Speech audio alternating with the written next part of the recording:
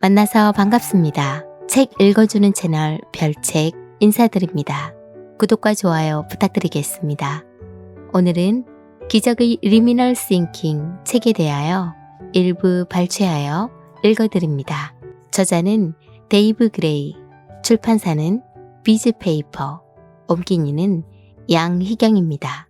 생각의 방식이 생각의 내용을 바꾼다고 말하는 이 책은 스스로를 한계 짓는 생각의 안전지대에서 벗어나 혼돈으로 점철된 생각의 점이지대에서 경계 너머를 상상할 때 변화와 혁신의 문이 열린다고 강조하고 있습니다. 리미널 싱킹이라 이름 붙인 이 사고법은 그가 수많은 사례를 통해 효과를 검증한 경험적이고 체계적이며 압도적인 실천법이기도 합니다. 우리의 일과 삶을 변화시키는 경계적 사고의 힘, 그 새로운 지평에 대해 알고자 한다면 이 책이야말로 가장 친절한 안내자가 되어줄 것입니다. 믿음은 만들어지는 것이다. 2014년 8월 9일 무더운 한낮 미주리주 퍼거슨시에서 마이클 브라운이라는 흑인 청년이 데런 윌슨이라는 백인 경찰관이 쏜 총탄에 맞아 사망했다. 총격 현장에는 목격자가 여럿 있었다. 그런데 목격자마다 증언이 매우 달랐다. 주민 대부분이 흑인인 퍼거슨시에서 벌어진 시위는 점차 격화돼 폭동으로 확대되었고 백인 위주로 구성된 경찰이 이를 진압하면서 충돌은 몇 주간 이어졌다.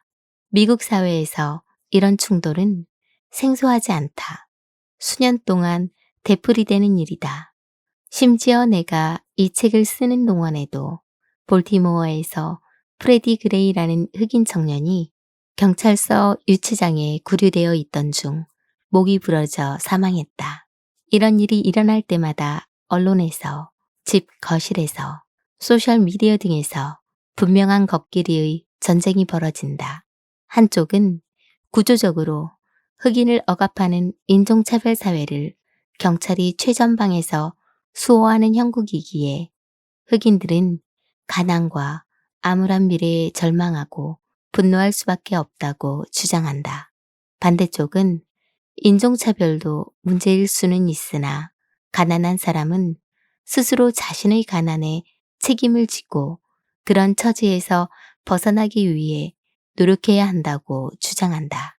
경찰은 임무를 수행할 뿐이며 그 과정에서 사람이 다치는 불상사가 일어날 수도 있고 법을 위반하지 않고 체포에 저항하지 않는다면 경찰 때문에 다칠 일은 없을 것이라고 말이다. 이 밖에도 일일이 소개할 수 없을 만큼 여러 의견이 존재한다. 하나의 실제를 두고도 주장이 너무나 달라 마치 하나의 실제가 아니라 여러 유형의 실제가 존재하는 것 같다. 우리는 이와 유사한 공방전을 세계 곳곳의 언론과 정치에서 볼 수 있다. 세금과 총기, 종교, 이민, 의료보험, 외교 정책에 관한 토론을 둘러싸고 분명한 걷기리의 전투가 벌어진다. 맹인과 코끼리 이야기에 나오는 맹인들처럼 우리는 사회 곳곳에서 상반된 주장을 끊임없이 내놓는다. 무엇이 문제일까?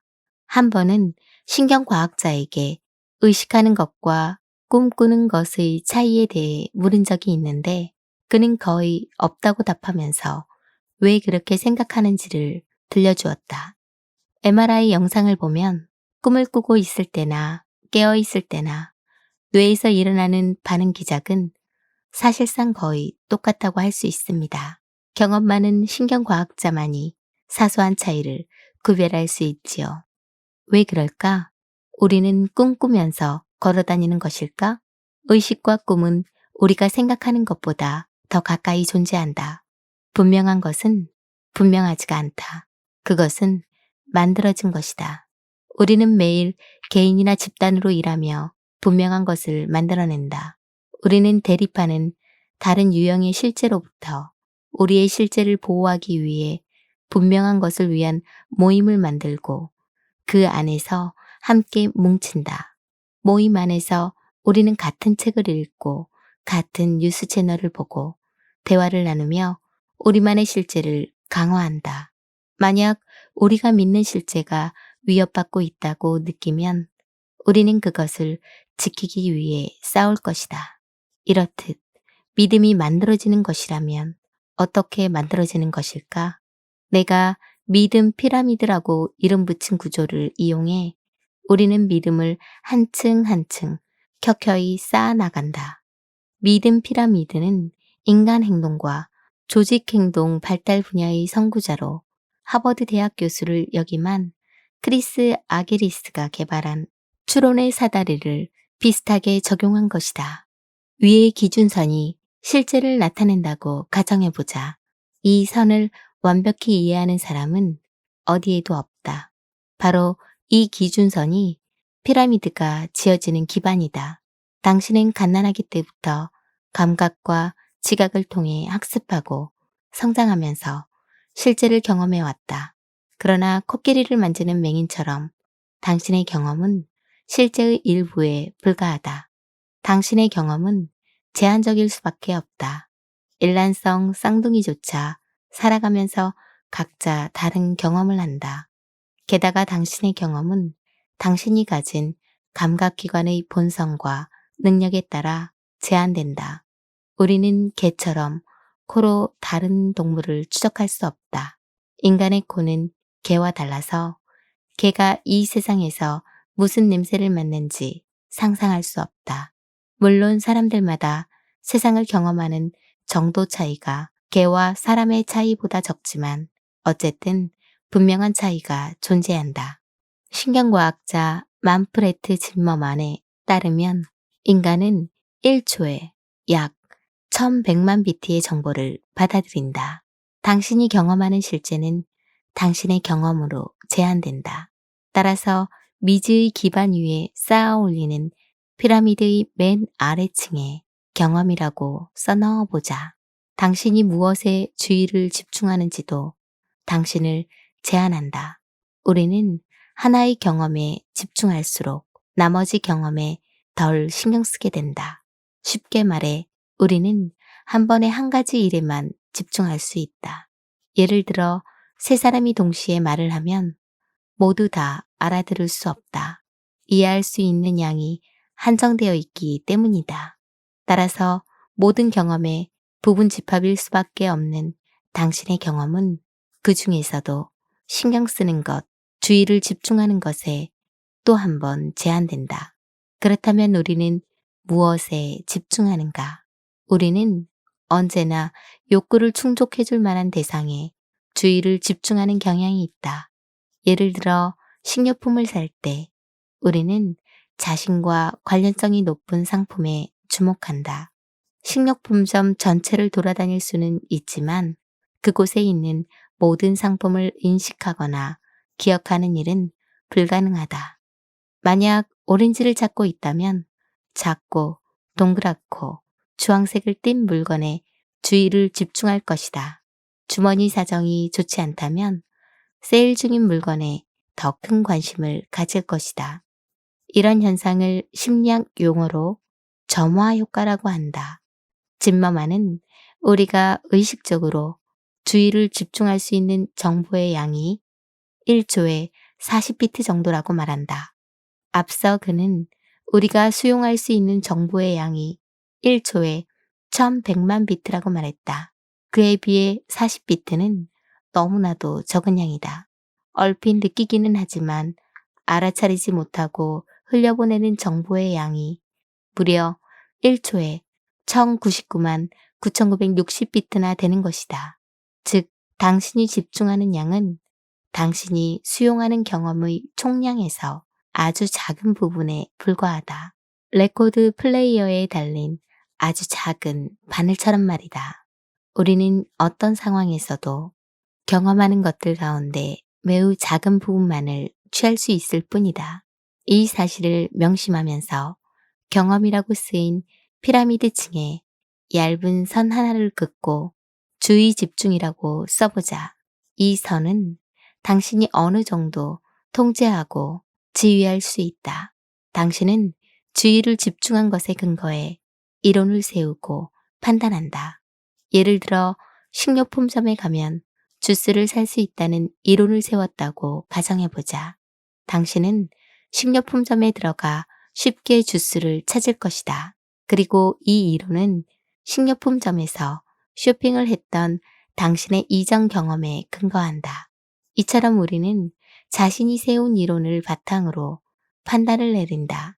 모든 식료품점이 주스를 판다고 믿는 당신은 식료품처럼 보이는 곳을 발견하면 그곳에서 주스를 살 수 있다고 추측할 것이다. 즉, 판단을 내리는 것이다. 물론 당신이 틀렸을 수도 있다. 그 식료품점에서는 주스를 판매하지 않을 수도 있고 마침 주스가 다 팔려 재고가 없을 수도 있다.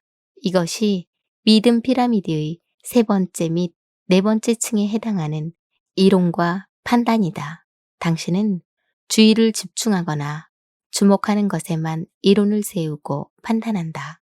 따라서 주의 집중이라는 바늘 위에 이론과 판단이라는 층을 그릴 수 있다. 물론 당신은 선생님이 가르쳐 준 것, 책에서 읽거나 텔레비전에서 본 것, 친구들이 말한 것이나 의사가 알려준 것 등에 의해 당신의 경험을 확장할 수 있다.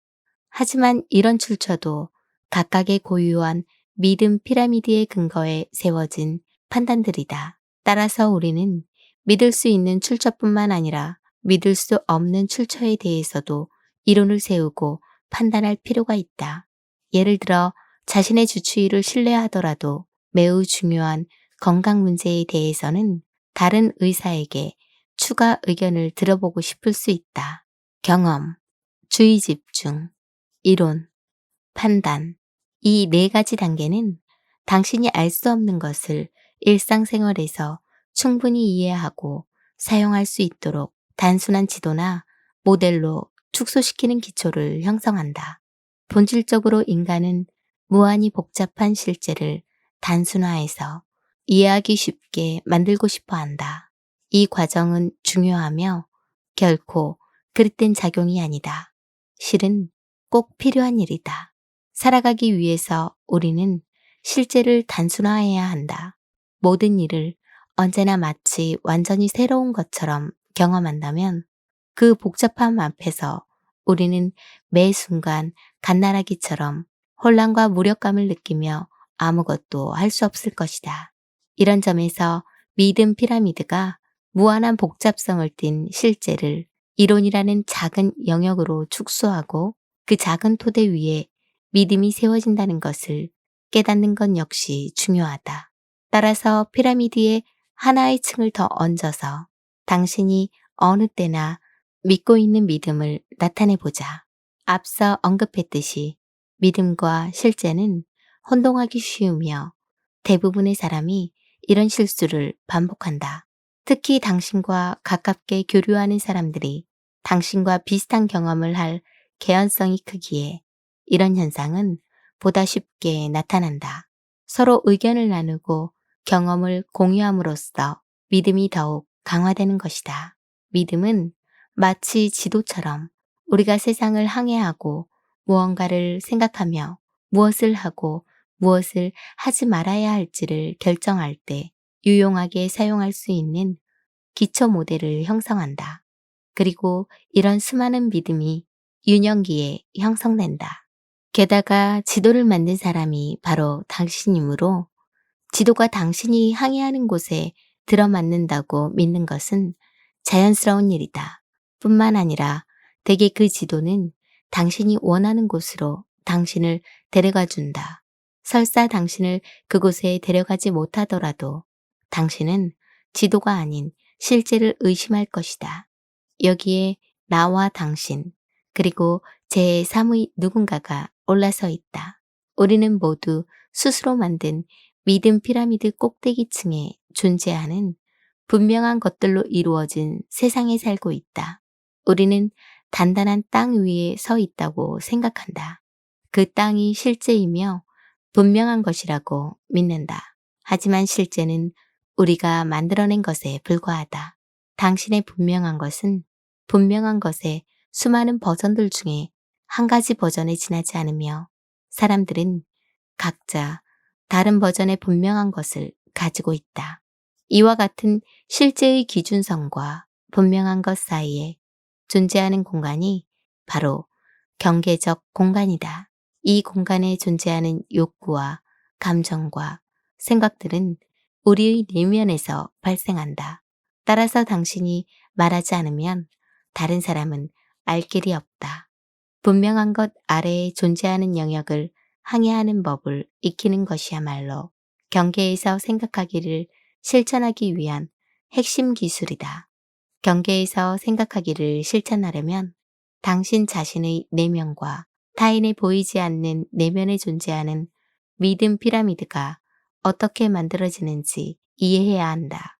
당신이 믿고 있는 생각 하나를 떠올린 다음 해체해보자. 어떤 경험에서 그 믿음이 생겨났는가? 그 경험에서 당신은 무엇에 주목했는가? 그 믿음을 뒷받침하는 어떤 이론과 판단을 만들었는가? 다른 경험을 했다면 믿음의 구조가 지금과는 달랐을까? 믿음은 만들어지는 것이다.